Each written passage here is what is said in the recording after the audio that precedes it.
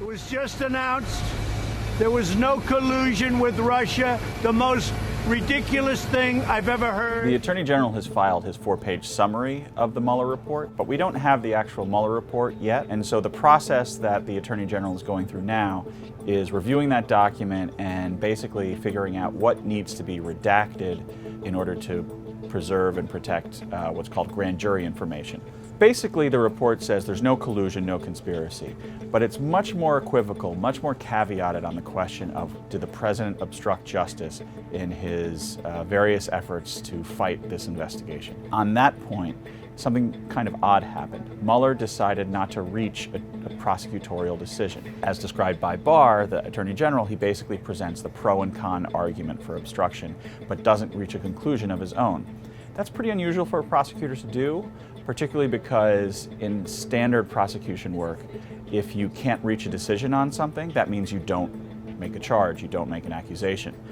In this case, Mueller appears to have done something different, and that's not make a decision and apparently leave it up to Bill Barr, the Attorney General, to reach that decision. Now the Democrats are saying they are going to go forward with additional investigations into this question.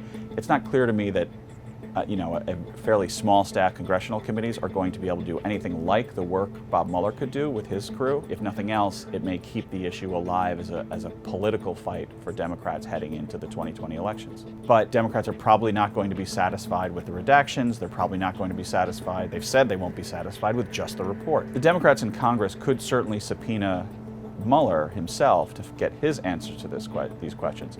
But they seem to be taking the first step of insisting on a subpoena for Barr, the Attorney General. But obviously everyone still wants to hear from Bob Mueller one way or another. And on the other hand, Republicans are taking a victory lap. The Republicans are saying, you may not like Donald Trump, but he's been telling you there's been no collusion for 2 years and you wouldn't listen. I think Democrats and the liberal media should be absolutely embarrassed by their behavior over the last 2 years. Now, we're approaching a point where it looks like the president may be able to use the Mueller investigation to his advantage. I think it's unlikely that the president is going to extend any olive branch to the Democrats and say, fine, yes, I concede that the Russians interfered with my election win.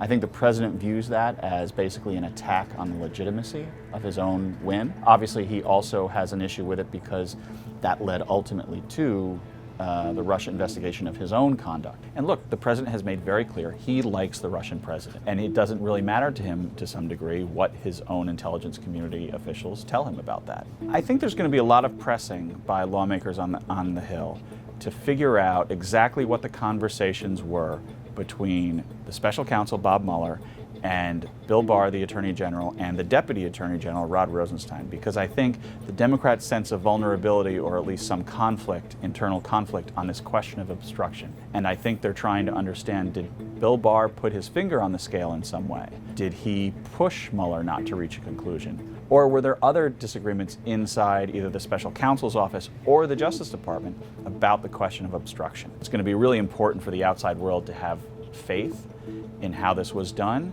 and part of that faith usually comes from an explanation of how they worked to get to this decision.